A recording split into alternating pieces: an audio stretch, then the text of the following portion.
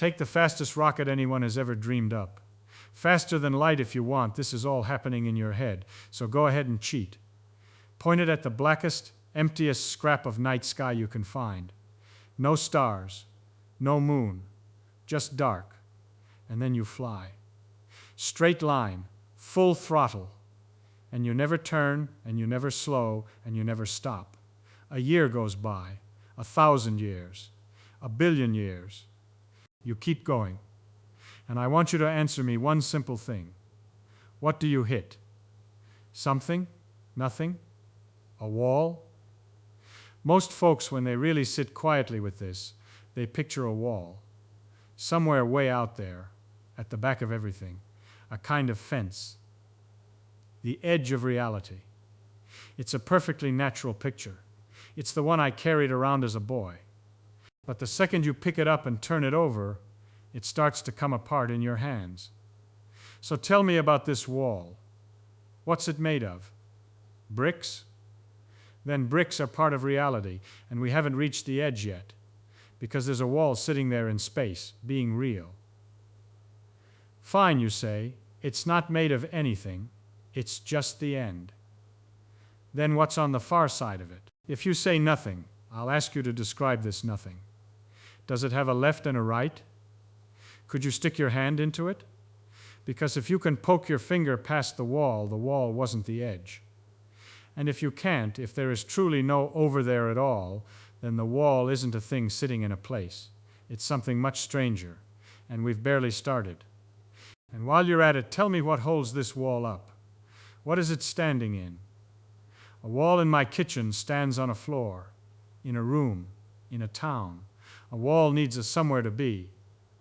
But the edge of everything has no room around it to sit in, by definition, because the room would be more reality. You see the trouble.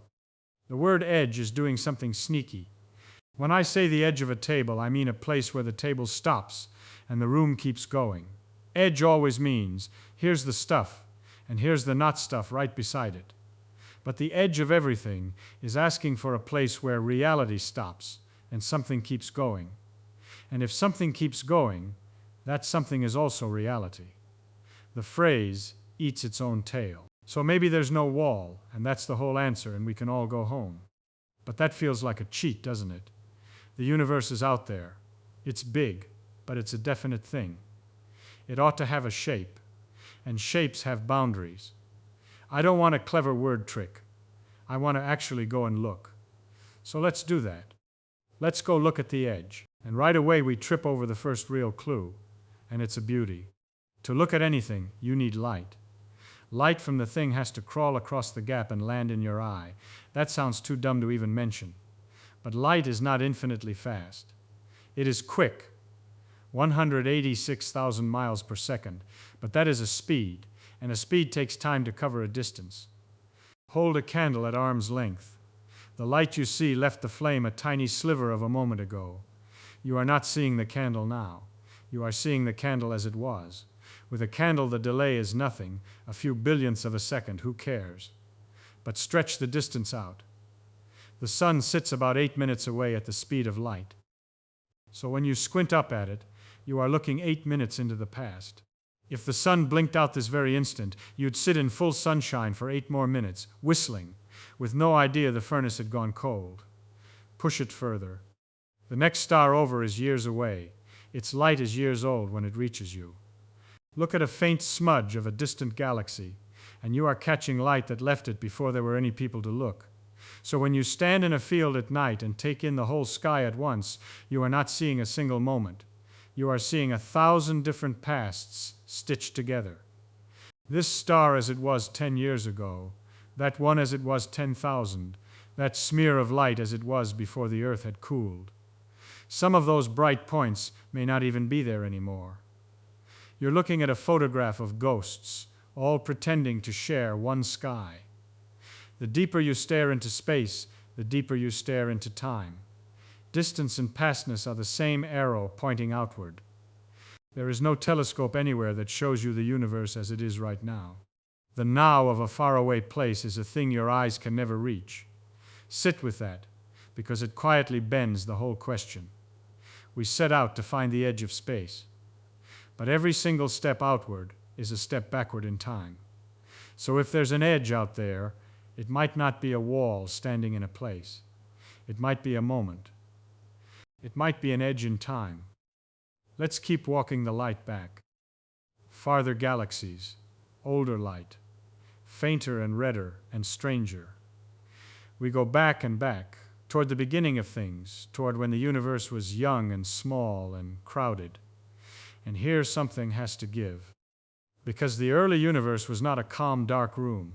It was hot, unbelievably hot. So hot that there were no atoms, no stars, nothing solid, just a roaring fog of bare particles and light all mashed together, glowing like the inside of a furnace. A furnace fog is not see-through. Try shining a flashlight across a thick morning mist. The beam doesn't reach the other side. It scatters, it bounces, it gets swallowed in the white. The early universe was exactly that kind of fog, but everywhere, all of space at once, a glowing soup that light simply could not travel through in a straight line. It just rattled around inside, trapped. So as we look back and back and back, we run smack into it, a point where the universe was still young enough to be that hot fog, and we cannot see one single step past it, not because there's a wall made of stone, but because there's a wall made of fog, a wall of glowing fire. Look as far out into space as you possibly can, in any direction you please, and the farthest thing you will ever see is not a galaxy, and it is not a void. It is fire. The leftover glow of the entire universe back when it was only a few 100,000 years old, still simmering, just beginning to clear, and we have found it. It's really there, measured, no metaphor. In every direction in the sky there is a faint hum of light. Very cold now, stretched and chilled by all the time and all the swelling in between, sitting at about 3 degrees above absolute zero, the very bottom of the temperature scale. A whisper of warmth coming from everywhere at once. Here's something to chew on. Some of the faint hiss an old radio picks up between stations, a tiny piece of that crackle, is this very fire, the afterglow of the beginning, leaking quietly into the antenna in your kitchen. That whisper is the oldest light there is. It is, in a real and honest sense, the edge of what we can see. But notice what kind of edge it turned out to be. It is not the edge of space. It is the edge of seeing. The fog was not sitting at the rim of the universe like a fence at the end of a field. The fog was everywhere. It was right where you are sitting now. The exact spot you're in was once part of that furnace too. So this wall of fire is not a far-off place. It's a long-ago time, and we only see it far away because the light from that ancient moment is just now finishing its enormous trip to our eyes, coming from a part of the cosmos so distant that its young fire took nearly the whole age of the universe to arrive. There's a word for a boundary like that. Not a wall, a horizon. Go down to the seashore and look out across the water. There's a line where the sea meets the sky. The horizon. Now, you have never once lain awake worrying that the ocean ends at that line, that there's a waterfall pouring off the rim of the world. You know perfectly well the water keeps right on going. The horizon is not the edge of the sea. It's the edge of your seeing, set by the gentle curve of the earth. And here's the thing about a horizon. You can never reach it. Walk toward it, sail toward it, and it slides away, always the same distance off, because it was never a place out there at all. It's a relationship between you and the curve of the world. It belongs to you. Your friend a mile down the beach has her own horizon, slightly different from yours, centered on her. The edge of the visible universe is exactly that, a cosmic horizon. It marks how far light has had time to bring us news in the whole life of the universe so far. Past it there is surely more space, more galaxies, more everything. But the light from out there simply hasn't had time to arrive. It's still in the mail. And just like at the sea, this horizon is centered on you. A creature in a galaxy unthinkably far off sits at the center of its own bubble of visible universe, sees its own wall of ancient fire on its own horizon, and over there, in their sky, our galaxy is just part of the faraway. There is no single edge to reality. Every observer carries one of their own. Now I have to tell you something that sounds illegal, and isn't. The space between us and those distant galaxies is not sitting still. It is growing. Space itself stretches, swells, puffs up like dough rising in a warm kitchen. Drop raisins into the dough and slide it into the oven. As it rises, every raisin drifts away from every other raisin. No raisin is the center. No raisin is really doing any moving. It's the dough between them getting bigger. That's the galaxies. That's space. And if the dough is big enough and rising fast enough, two raisins far apart can separate faster than light. Not because either one is racing through space and breaking the great speed limit, but because there is so much space between them and all of it is swelling at once. Picture an ant walking along a rubber band while you stretch the band. The ant strolls at its own slow pace, never speeding up. Yet if you pull the band hard enough, the far end races away from the ant faster than the ant could ever walk, no matter how it hurries. Nothing is moving through space faster than light. Nothing ever does. It's the space itself, the stage, growing under everyone's feet. The rule says you can't run across the floor faster than light. It says nothing whatsoever about how fast the floor is allowed to stretch. So some of those far galaxies are receding faster than light can close the gap, which means their light, fired off toward us, is on a treadmill, swimming upstream against the swelling space, and some of it will never reach us. There are regions of the universe that are real, that exist, full of stars and maybe full of someone looking back our way, and we are cut off from them, not by a wall. By the plain fact that the road between us is getting longer faster than light can travel it. There's that horizon again, sharper now. The edge of reality for you is not where the stuff stops. It's where the news stops. It's the farthest place that can ever send you a signal, ever touch you, ever matter to you in any way you could measure. Beyond it, things may well be happening, but they cannot reach you and you cannot reach them. And so for you, they sit on the far side of an edge made of nothing but light and time and the stretching of space. If that idea feels too exotic to trust, I'll point out we have edges of just this kind close to home. A black hole has a boundary wrapped around it, a sphere we call the horizon, and it has the very same flavor. Fall toward it. As you cross that boundary, you do not smack into anything. There's no wall, no fence, no sign telling you to turn back. For a big enough black hole, you might sail across the line and feel nothing at all in the moment you do it. And yet you have just crossed an edge of reality as final as any could ever be. Because from the inside, no light, no shout, no signal of any kind can ever climb back out to the universe you left. It's a one-way door, not made of matter. Made of which way the roads happen to run. An edge defined entirely by what can reach what. So every edge we've turned up so far is the same creature wearing different clothes.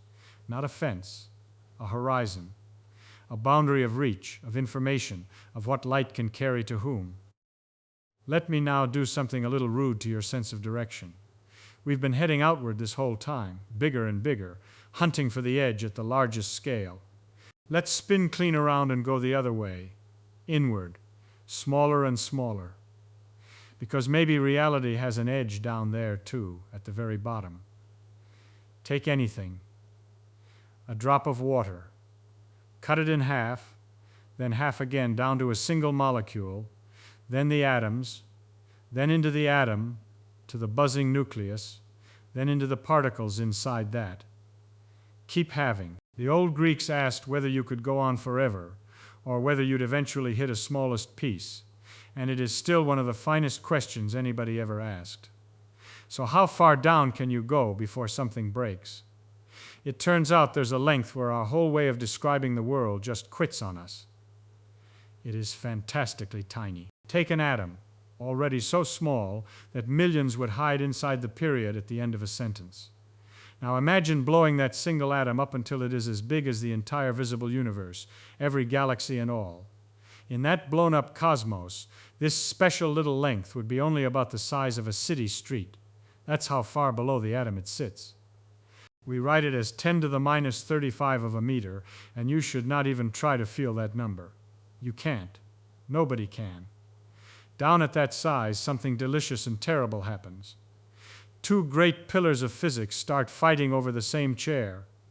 One is the physics of gravity, which says that matter and energy bend the shape of space, curve it, sculpt it, like a heavy ball denting a trampoline.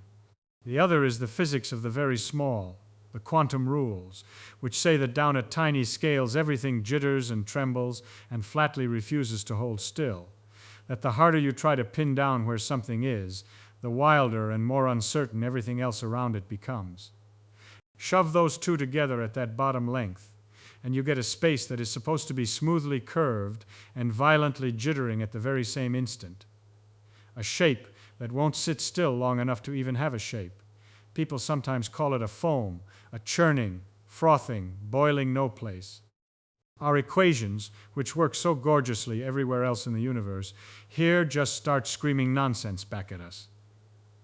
So what does space actually look like down there? Is it smooth? Is it that churning foam? Is there a smallest possible length at all, a true pixel of reality, below which the word distance isn't even sensible? Does before and after still mean a thing, or does time itself come apart into something we have no name for? I'll give you the honest answer, the one a physicist has to be brave enough to say out loud. We do not know. We do not have a working theory of that bottom edge. It is a frontier, the map simply runs out, and past the last line on the map it says, in effect, here our understanding ends. That's a second edge then, pointing the exact opposite way from the first, and it's a completely different animal. The edge out in the cosmos is a horizon, an edge of what can reach us. This edge, way down at the bottom, is an edge of what we can describe, where the very ideas of space and time and distance stop being trustworthy tools. One edge is set by light and time. The other is set by the limits of our deepest theories, and maybe by the secret structure of the world itself. And there's a third question hiding behind both of these, the biggest and the simplest, the one the child in the rocket really wanted answered. Forget what we can see. Is the whole universe, the entire thing taken together, finite or infinite? Does it, all of it, have an edge or not? To this one, too, the honest answer is that we do not know. But we do know it does not have to be one or the other in the way you'd lazily guess. Something can be finite and still have no edge at all. Don't believe me? You are standing on one. Walk in a straight line on the surface of the earth due east and never turn. You will not fall off. You will not hit a fence at the end of the world. You will come right back to where you started, having gone all the way around. The surface of the earth has a definite size. You can measure it. It is finite. And yet there is no edge anywhere on it, no rim, no last point. An ant crawling on an apple meets no wall, and still the apple's skin is not endless. Space itself could be like that. Bent around through a direction we cannot picture, finite in its total size, yet with no edge anywhere, no wall, no final mile. Fly your rocket dead straight forever, and you might, after an unthinkable journey, come sailing back into your own backyard from the opposite direction. Or space might be truly infinite, going on without any end. Both are allowed by what we know. We cannot yet see far enough, or measure sharply enough, to tell which is true. The shape of the whole remains one of the great unanswered things. So let's climb back into the rocket, you and I, and answer the question we started with, as honestly as anyone alive can. You point at the dark and you fly forever. What do you hit? You do not hit a wall. There is no wall. That picture was wrong from the very first second. What you run into instead is a far stranger and deeper set of things. You run into the speed of light, which means the farther you look, the older the news, until the oldest news of all is a wall of ancient fire that is not a place, but a time, a horizon of seeing centered on you, sliding away as you chase it. You run into the stretching of space, which carries whole worlds out beyond your reach behind an edge made of nothing but distance growing faster than light can cross it. And if you turn around and dive inward instead, you run into the bottom, the place where space and time themselves come apart and our finest theories fall silent. Every edge of reality we have ever found is one of these. Not a fence, a horizon, a boundary of what can touch what, of what can be seen, of what can even be said. The edge of reality is not a thing standing way out at the end of the world. It is the shape of your own connection to everything else. It is made of light and time and the limits of knowing. And here is the piece I cannot stop turning over, the piece I'll leave sitting in your hands. You are not standing somewhere near the middle of the universe, peering out toward its distant rim. You are standing dead center of the only universe you will ever see, a great bright bubble billions of years across, and its outer wall is the fire of the beginning, glowing faintly in your own past. Everyone who has ever lived sits at the center of a bubble just like that, each one a little different, each one private, each one with the same fire on its horizon. We do not live inside reality, gazing out at its edge. Each of us carries an edge of reality around with us, everywhere we go, like a horizon at sea. And that edge is not where the world ends. It is only as far as the light has gotten. So far. So before you sleep tonight, look up, find the darkest patch of sky you can, and tell me this. If the wall at the end of everything is really the fire we were all born out of, then which direction is the edge of reality, out or back?